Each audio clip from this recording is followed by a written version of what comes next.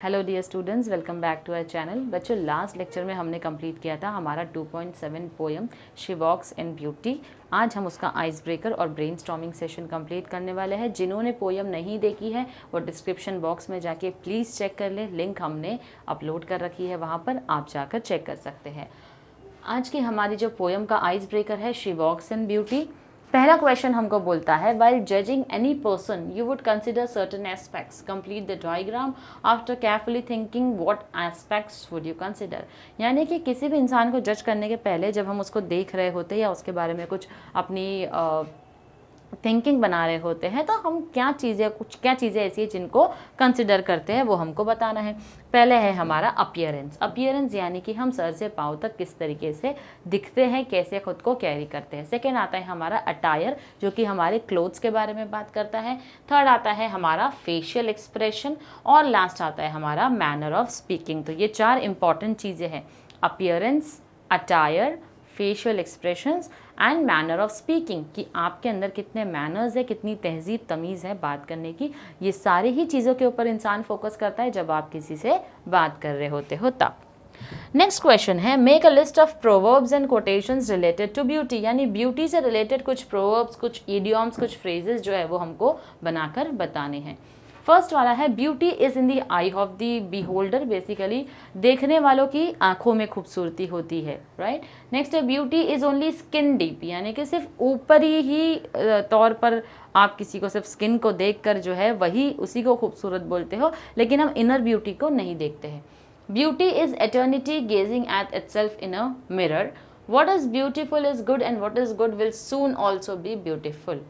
If eyes were made for seeing then beauty is its own excuse for being. अगर आंखों की ही ज़रूरत होती है खूबसूरती को देखने के लिए तो वो खूबसूरती जो है वो एक एक्सक्यूज़ है अपने ही आप में। तो these are some of the proverbs that we should know. Of course ice breaker तो हमको नहीं आते बट एक जनरली ये होता है सेशन इसलिए ताकि पोएम के पहले या किसी चैप्टर के पहले एक वार्म अप हो जाता है हमारा उस टॉपिक से रिलेटेड डिस्कशन करने में। नेक्स्ट है discuss your about impressions someone personality and say what you like the most and why, यानी आपको यहाँ बताना है किसी की पर्सनैलिटी के बारे में आपको क्या चीज़ अच्छी है, जो अच्छी लगती है और क्यों अच्छी लगती है। तो first thing is the personality that captures the attention of all who meet her is Miss Murthy. Okay, एक ऐसे इंसान की आप यहाँ बात कर रहे हैं जिसकी पर्सनैलिटी हर किसी का ध्यान जो है वो अपनी तरफ अट्रैक्ट कर लेती है।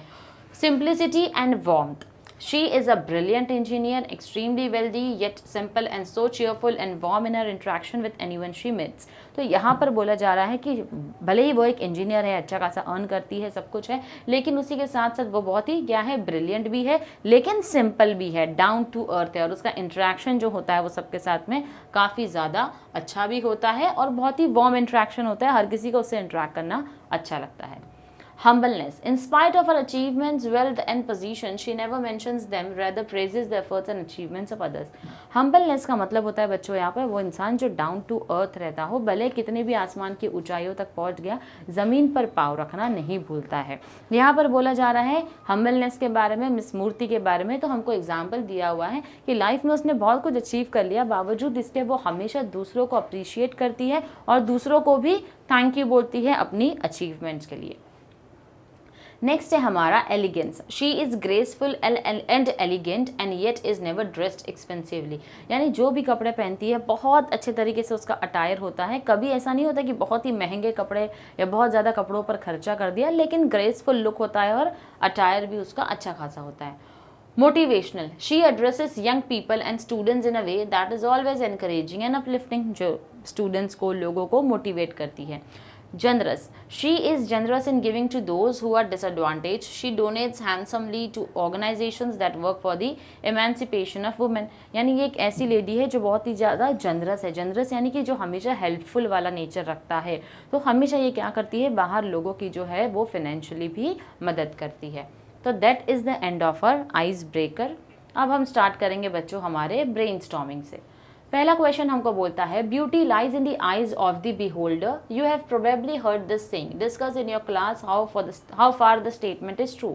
यानी हमने ये बात हमेशा सुनी है, इस प्रोवर्ब को सुना है कि खूबसूरती जो है वो देखने वाले की आंखों में होती है, तो हमको बताना है कि ये स्टेटमेंट कितना सही है। Outward appearance gives only an idea. There may sometimes be an exception to the rule. First impression is the best. यानी कुछ पॉइंट्स हमको यहाँ पर दिया है, जैसे आउटवर्ड अपीयरेंस यानी कि सिर्फ बाहर का जो लुक होता है वो टेम्पररी होता है। बाहर का लुक देखकर जो है हम किसी के बारे में नहीं बता सकते वो इंसान कितना अच्छा है या बुरा है।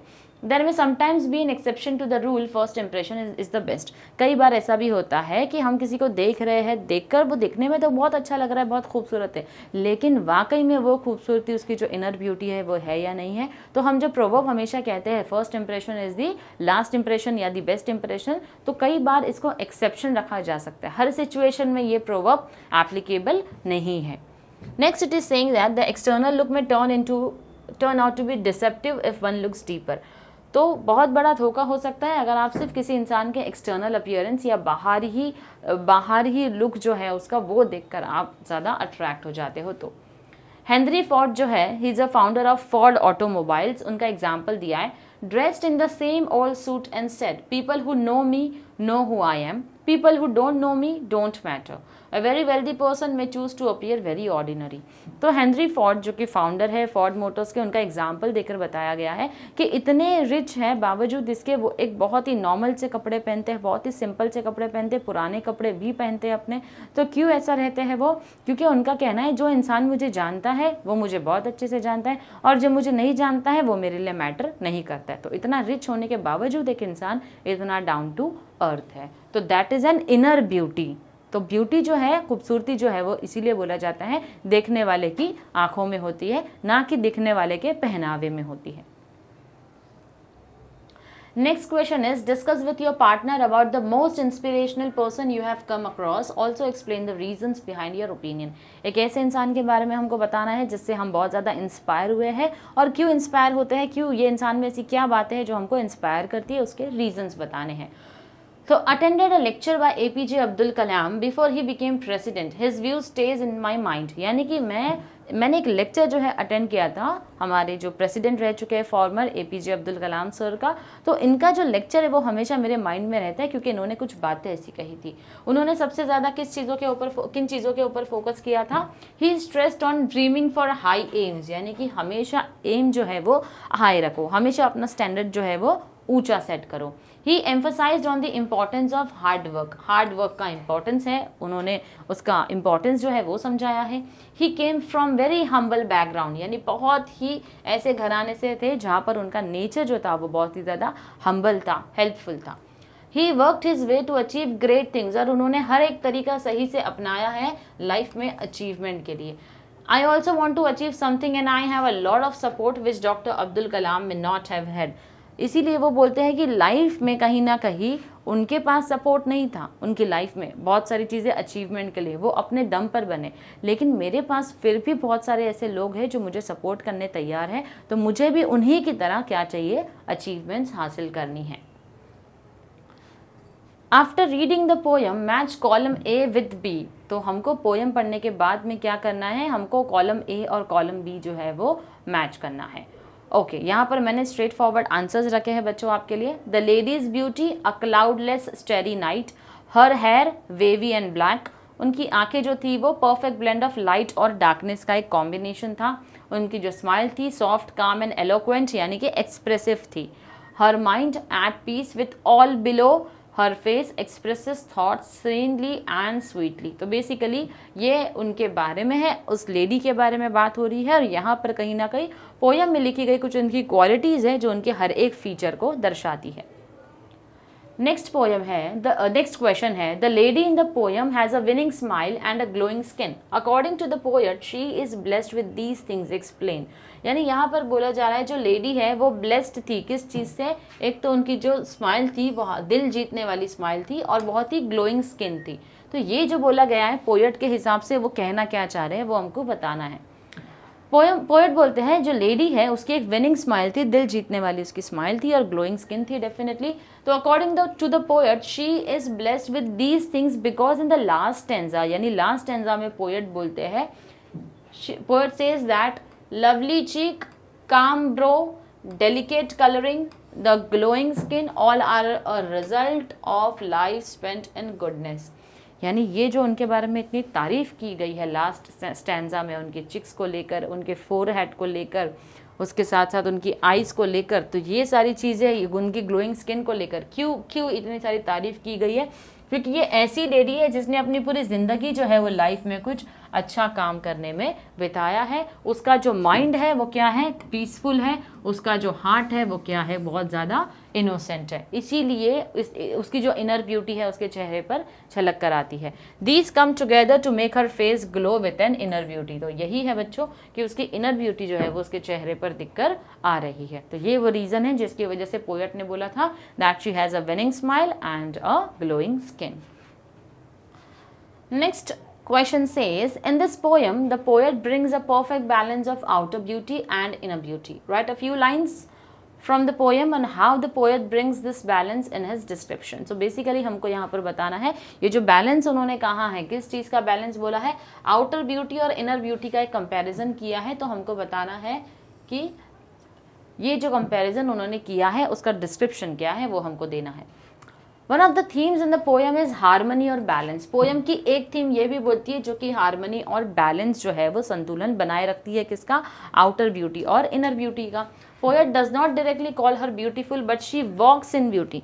पोएट ने डायरेक्टली उनको ब्यूटीफुल नहीं बुलाया, सीधे सीधे उनकी तारीफ नहीं की कि बहुत ही खूबसूरत है, लेकिन ये बोला है कि शी वॉक्स इन ब्यूटी। जब वो चलती है तो उनकी खूबसूरती जो है वो क्या होती है? छलकती है।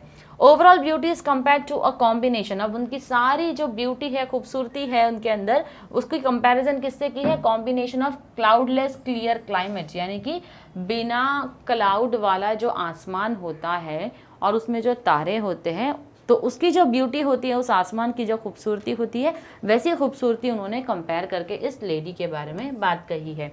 He says the best of dark and light meet in her eyes and features। तो यानी उन्होंने जो है उनके आंखों का कॉम्बिनेशन डार्क और लाइट के बारे में कंपेयर करते हुए बताया है, उनके फीचर्स के बारे में बताया है। To be seen in the soft dim light, effect would not be so wonderful if it was even one shade darker or brighter। ये जो उनको खूबसूरती थी ये एक परफेक्ट बैलेंस था। अगर एक भी शेड कम या ज़्यादा होता उनकी खूबसूरती में तो क्या हो जाता? उनकी ब्यूटी जो है वो इम्पेयर हो जाती, डैमेज हो जाती। That balance of the light is significant as well. और ये बैलेंस जो है ये इम्पॉर्टेंट है, बहुत ज़रूरी है।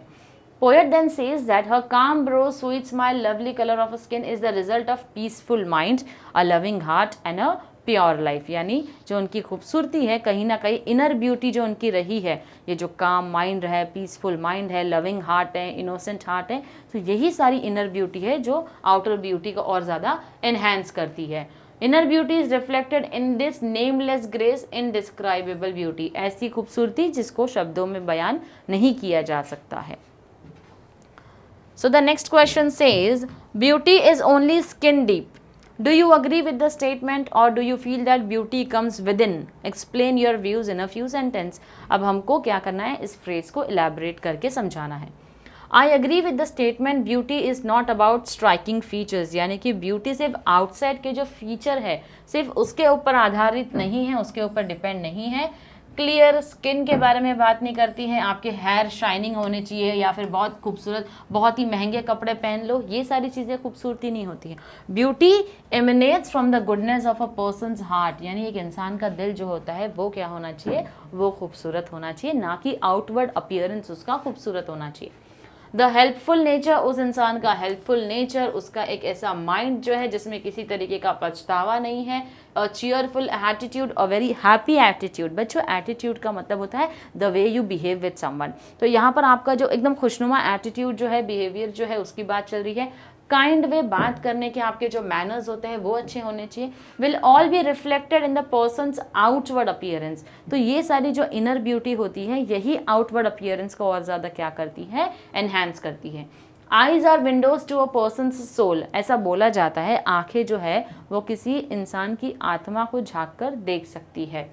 If a person has wicked thoughts and bad intentions it shows in his eyes. यानी कि आंखें जो है आपकी आत्मा का सारा हाल बयान कर देती है। अगर आपके माइंड में कोई ऐसे एविल थॉट्स है, कोई शैतानी ख्याल है, कोई बुरी सोच है, तो ये सारी चीज़ें जो है वो एक इंसान की आंखों में दिखाई देता है।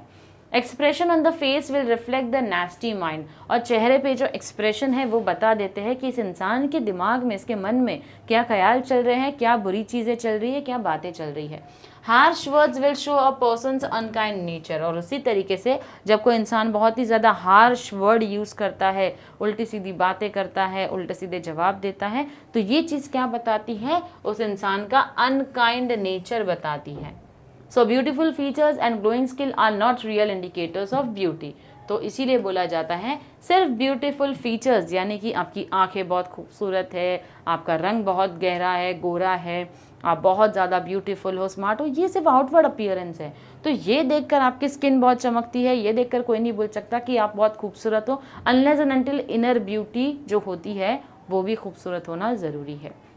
That is what we mean by these proverbs, and we have elaborated and given our views as well. Next question says, find out from the poem the words which are used to describe the lady. अब बहुत सारे words है बच्चों जो poem में दिए हैं जिसने लेडी की ब्यूटी को डिस्क्राइब किया है। पहला है हमारा रेवन ट्रेसेस। रेवन ट्रेसेस जो है उसके बालों के बारे में बात की गई है, जहाँ पर बोला गया है कि किससे कंपैरिजन की है। रेवन एक बर्ड है जो बहुत ज़्यादा डार्क है, डार्क ब्लैक है, तो उसके जो पर है, जो उसका डार्क ब्लैक कलर है, उसी से उसके बालों की कंपैरिजन की गई है। सीरीन एंड स्वीट एक्सप्रेशन, बहुत ही ज़्यादा काम और एकदम पीसफुल एक्सप्रेशन था उसका।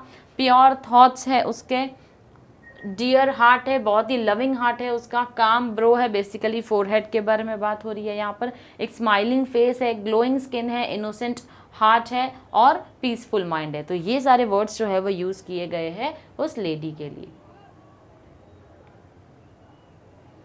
Next question says, the poet creates an imagery of light and darkness to bring out the beauty of the lady. Find out the lines with such imageries and complete the table.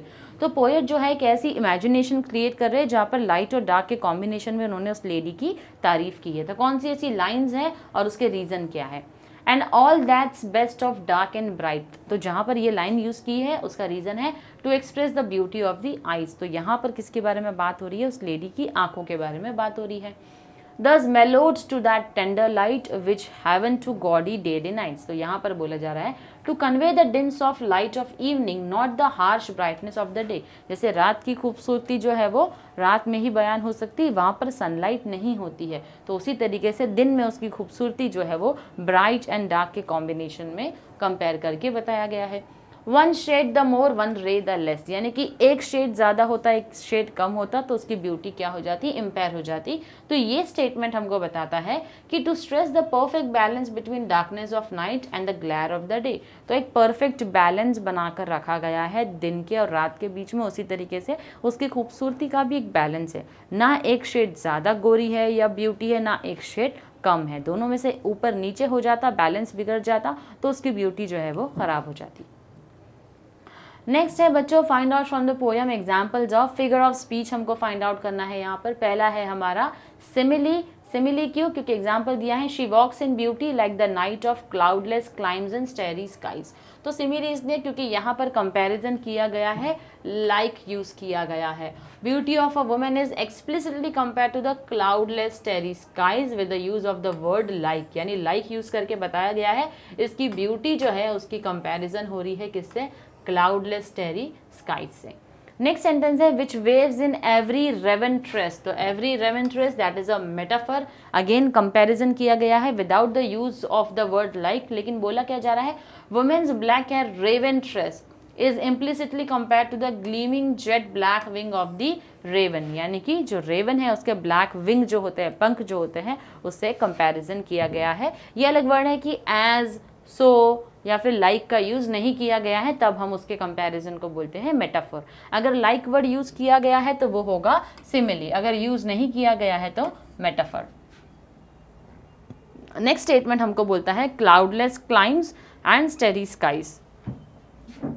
यहाँ पर देखो बच्चों, letters जो है वो repeat हो रहे हैं, ठीक है, तो क का साउंड आ रहा है। दो क्लाउडलेस क्लाइम है, सी है, लेकिन क्योंकि लेटर्स रिपीट हो रहे हैं that is an alliteration. Next है टेंडर लाइट गॉडी डे, तो टेंडर और लाइट, टेंडर जो है वो एक सॉफ्ट क्वालिटी होती है जो कि क्वालिटी ऑफ टेंडरनेस ह्यूमंस में होती है, right.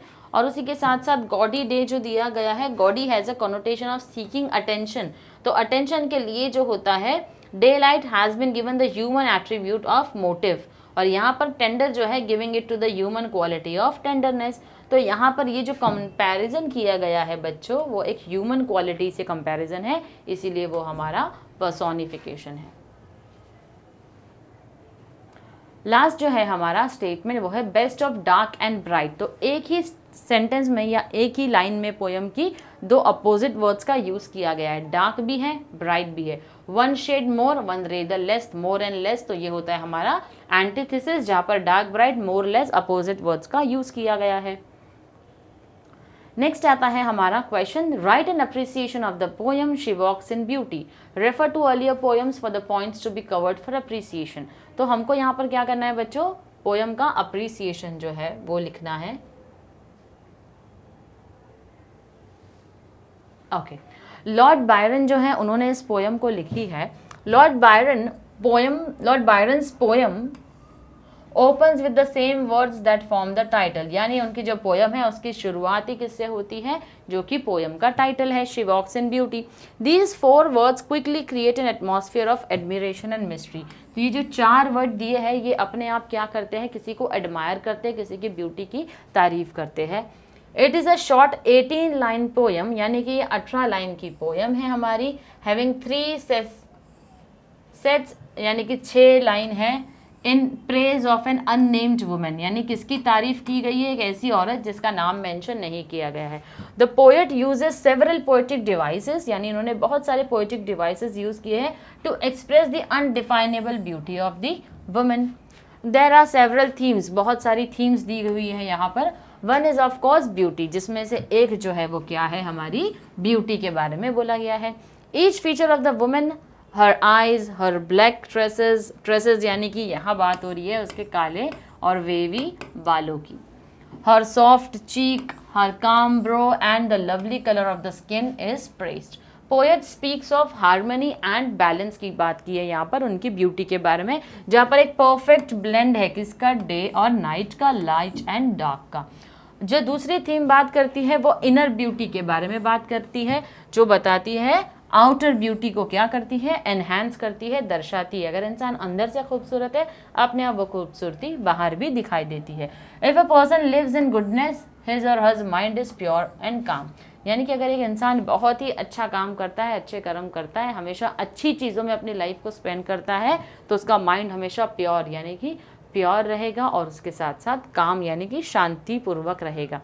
There is no evil lurking in her mind and the innocence manifests itself as the outer beauty and that beauty is indescribable। और क्योंकि उसके मन में ऐसे कोई evil thoughts या ख्याल नहीं थे, इसीलिए वो चीज़ें उसकी ब्यूटी को क्या कर रही थी और ज़्यादा एनहेंस कर रही थी, और ऐसी ब्यूटी थी जिसको शब्दों में हम नहीं, अल्फाजों में हम बयान नहीं कर सकते हैं। The poet uses simile, poet ने अब हम बात करेंगे कौन से फिगर ऑफ स्पीच को यूज़ किया है। तो पहला है हमारा सिमिली लाइन 1 के अंदर, जो कि लाइक द नाइट है। उसके बाद एलिट्रेशन है, cloudless clime, starry skies. There is rhyme scheme, यानी कि जो राइम स्कीम इसके अंदर यूज़ की गई है वो है ए बी के कॉम्बिनेशन में। पोएट ने मेटाफर का यूज़ किया है यहाँ पर, रेवन ट्रेस है जो कि कंपैरिजन है, इनडायरेक्ट कंपैरिजन। उसी के साथ साथ पर्सोनिफिकेशन है, स्माइल्स दैट विन, जो कि लाइन 15 के अंदर है हमारे। इसी के साथ साथ बहुत सारे एग्जाम्पल हुए हैं एंटीथेसिस के, जहाँ पर सेम लाइन में 2 अपोजिट वर्ड्स जो है वो दिए हैं, जो कि एक परफेक्ट बैलेंस बनाते हैं। There is harmony of light, dark and bright, tender light, gaudy day, one shade more, one ray less. These are to emphasize that the beauty is not just physical or external but the outward expression of inner beauty। तो ये जो है इसलिए use किया गया है कि ना कि सिर्फ उनको फिजिकल अपीयरेंस के बारे में बात करनी थी, इनर ब्यूटी जो एनहांस हुई है आउटवर्ड से उसके बारे में भी बात की है। The calm mind and the innocent heart of the woman issue forth as the undefinable beauty which the poet perceives. तो ये जो उसका काम माइंड और इनोसेंट हार्ट है, कहीं ना कहीं ये भी उसकी ब्यूटी को क्या करता है, ऐसी ब्यूटी है जो कि अनडिफाइनेबल है, जिसको डिफाइन नहीं किया जा सकता। The poem is lyrical, has a study rhythm and the language is rich with poetic devices. तो जो पोएम है वो क्या है, लिरिकल है। It has a study rhythm, एक रिदम जो है स्टडी है, जो फॉलो हो रहा है, जैसे कि ए बी के कॉम्बिनेशन में राइम स्कीम जो है वो जा रही है। बहुत सारे रिच पोएटिक डिवाइसेस का यूज़ किया गया है। 3 स्टैंजाज में इस पोएम को दिया गया है with 6 lines each. A B का राइम स्कीम है। Poet does not name the woman, his admiration is felt in the tone. अब पोएट ने जो है जिसकी तारीफ की है उसका नाम तो नहीं लिखा है, लेकिन उसकी ब्यूटी को कितना ज़्यादा एडमायर कर रहा है, कितनी तारीफ कर रहा है, ये उसके टोन में समझ में आ जाता है। The message is about the importance of inner beauty. ये जो तारीफें हैं इसलिए है ताकि इंसान को इम्पोर्टेंस बता सके हमारा पोएट इनर ब्यूटी के बारे में। Which is almost a divine thing that will in turn bring fourth external beauty. ये एक ऐसी चीज़ है, अगर आप अंदर से बहुत ज़्यादा खूबसूरत हो, अपने आप बाहर से आप खूबसूरत लगोगे। I feel the poem makes us realise that one should look deeper than just outward appearance, one should appreciate beauty in its entirety. यानी कि हमको किसके अंदर ज़्यादा देखना चाहिए, डीपर, यानी कि यहाँ बात कर रहे हैं हम इनर ब्यूटी के बारे में। इनर ब्यूटी जो है उसके ऊपर ज़्यादा ध्यान देना चाहिए हमको, ना कि आउटवर्ड ब्यूटी की तरफ।